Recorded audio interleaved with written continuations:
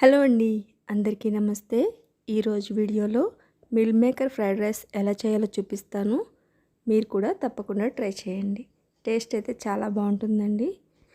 ఇప్పుడు meal maker fried rice ఎలా చేయాలో చూద్దామండి. ఫస్ట్ ఒక బౌల్లోకి రైస్ తీసుకుంటున్నానండి. బాస్మతి రైస్ 1.5 కప్పు వేసుకొని నీట్గా 2 సార్లు వాష్ చేసేసుకొని ఒక హాఫ్ అన్ అవర్ పక్కన పెట్టేసుకోవాలండి. నానబెట్టుకోవాలి రైస్.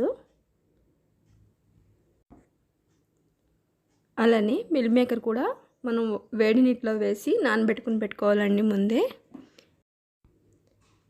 ఇవి నానిపోయినాయండి. వీటిలోంచి వాటర్ అయితే తీసేసుకుంటున్నాను నేను. గట్టిగా పిండేసి మనం వాటర్ తీసేసుకోవాలి. లేకపోతే ఆయిల్లో వేసినప్పుడు చిటపట్లాడే ఆయిల్ అంతా మన మీద పడుతూ ఉంటుంది.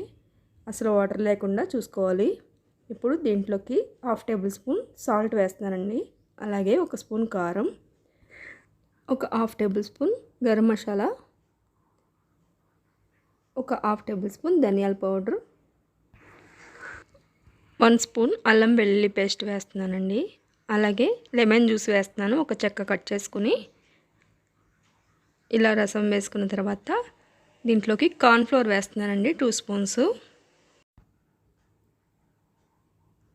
ఇలా వేసుకున్న తర్వాత ఇవన్నీ కారం మసాలా అంతా పట్టేటట్టు కలిపేసుకోవాలి. కొన్ని వాటర్ వేసుకుంటూ చూసుకుని కలుపుకోవాలండి.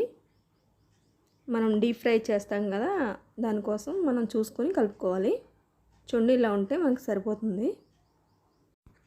ఇప్పుడు దీనిలోకి సోయా సాస్ వేస్తున్నానండి. 1 స్పూన్ వేస్తున్నాను. దీన్ని కూడా బాగా మిక్స్ చేసేసుకుందాం. ఇలా మిక్స్ చేసుకున్న తర్వాత దీన్ని ఒక 10 నిమిషాలు పక్కన పెట్టేసుకుందామండి. ఈలోపు మనం రైస్ కుక్ చేసేసుకుందామండి. నేను డైరెక్ట్గానే కుక్ చేస్తున్నాను, కుక్కర్లో పెట్టట్లేదు. కుక్కర్లో పెడితే మనకి ఫ్రైడ్ రైస్ లాగా రాదండి, మెత్తగా అయిపోతుంది. కాబట్టి నేను డైరెక్ట్గా కుక్ చేస్తున్నాను.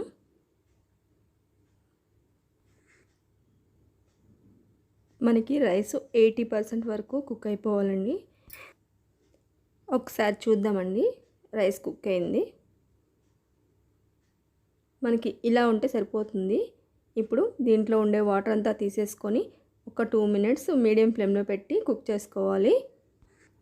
ఇప్పుడు స్టవ్ మీద ఆయిల్ పెట్టుకొని డీప్ ఫ్రైకి సరిపడా ఆయిల్ పెట్టుకొని మనం ముందుగా రెడీ చేసి పెట్టుకున్న మిల్ మేకర్లు ఇలా విడివిడిగా వేసుకొని వేయించుకోవాలండి.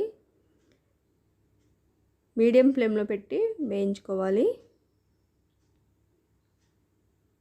చూడండి, రెడీ అయిపోయింది కదా. వీటిని తీసేసుకొని పక్కన పెట్టేసుకుందాం.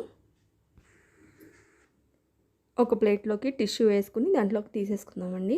టిష్యూ పేపర్ మీద వేస్తే మనకు ఆయిల్ పీల్చేస్తుంది కాబట్టి అందులోకి తీసేసుకొని పక్కన రెడీగా పెట్టుకుందాం.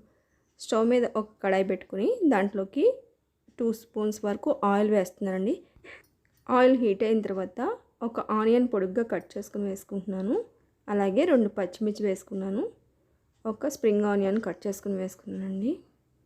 ఇలా వేగిన తర్వాత దీంట్లోకి అల్లం వెల్లుల్లి ఒక 1/2 టేబుల్ స్పూన్ వేస్తున్నాను. అల్లం వెల్లుల్లి కూడా పచ్చివాసన పోయేంత వరకు వేయించుకోవాలి.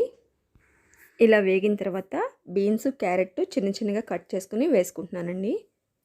ఇవి కూడా కొంచెం వేగనిచ్చాక దీంట్లోకి టేస్ట్కి సరిపడా సాల్ట్ వేసుకొని ఒకసారి కలిపేసుకుందాం. అలాగే దీంట్లోకి చిన్నగా కట్ చేసుకున్న టమాటా ముక్కలు కూడా వేసుకుంటున్నానండి. ఇవి కూడా ఒకసారి కలిపేసుకొని ఒక 2 మినిట్స్ వేగనిస్తే సరిపోతుందండి. చూసారు కదా, ఒక 2 మినిట్స్ వేగిన తర్వాత దీంట్లోకి మనం రెడీ చేసి పెట్టుకున్న రైస్ వేసేస్తున్నానండి. చూసారు కదా, వాటర్ తీసేసిన తర్వాత ఒక 2 మినిట్స్ లో ఫ్లేమ్లో పెట్టి కుక్ చేస్తే రైస్ ఇలా పొడిగా వస్తుంది. చాలా బాగుంటుందండి.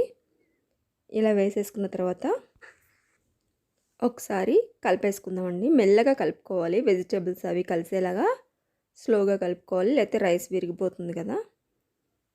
ఇలా కలిపేసుకున్న తర్వాత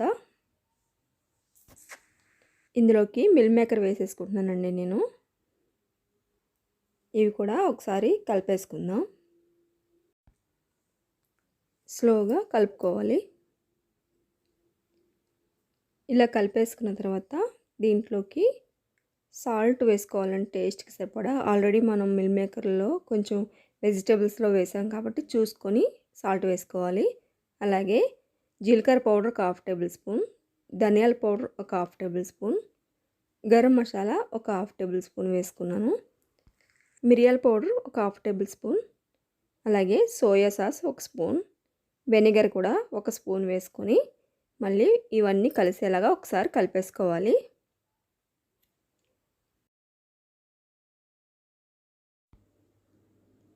అంతేనండి, meal maker fried rice ready అయిపోయింది. చూసారు కదా, చాలా సింపుల్గా చేసేసుకోవచ్చు. ఇప్పుడు పైనుంచి స్ప్రింగ్ ఆనియన్స్ కట్ చేసుకుని వేసుకుంటున్నాను. అలాగే కొత్తిమీర కూడా కొంచెం కట్ చేసుకుని వేసుకొని ఇప్పుడు స్టవ్ ఆఫ్ చేసేసుకోవడమేనండి. ఒకసారి కలిపేసుకొని ఇప్పుడు ఒక ప్లేట్లోకి తీసేసుకుందామండి. ఇలా అంతా తీసుకున్న తర్వాత కొంచెం స్ప్రింగ్ ఆనియన్స్ వేస్తున్నానండి పైనుంచి. అలాగే కొంచెం కొత్తిమీర పెట్టుకొని సర్వ్ చేసేసుకోవడమేనండి. చాలా టేస్ట్గా ఉంటుంది. పిల్లలు కూడా చాలా ఇష్టంగా తింటారు. తప్పకుండా ట్రై చేయండి. నా వీడియో కనుక మీకు నచ్చితే లైక్ చేయండి. కొత్త వాళ్ళు ఎవరైనా నా ఛానల్ చూస్తుంటే తప్పకుండా సబ్స్క్రైబ్ చేసుకోండి. Thank you for watching.